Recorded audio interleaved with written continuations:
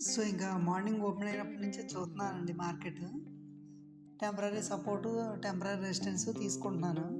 కొంచెం సేపటికి అలాగని చూద్దామని. ఇంకా మార్కెట్ మంచిగానే ఓపెన్ అయింది అనుకున్నాను.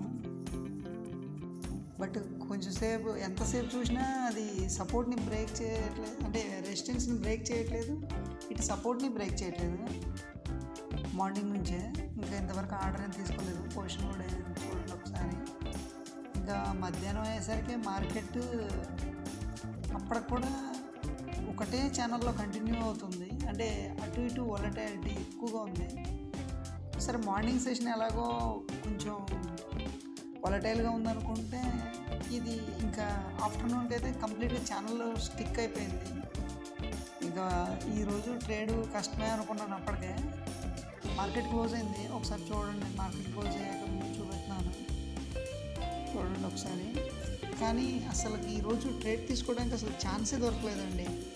కంప్లీట్‌గా అస్సలు ఎక్కడంటే ఒక్క చోట కూడా అవకాశం ఇవ్వలేదు నాకు మార్కెట్. అందుకే నేను ఫస్ట్‌లోనే చెప్పాను. ఫస్ట్ వీడియోలోనే ఫస్ట్ షాట్‌లోనే చెప్పాను. కంప్లీట్‌గా ఫ్రైడే నాడు అవాయిడ్ చేయడం మంచిదని. మార్కెట్‌లో ఒక రూల్ ఉందండి. మండే నుంచి థర్స్‌డే దాకా ప్రాఫిట్ చేసి ఫ్రైడే పోగొట్టుకుంటారండి.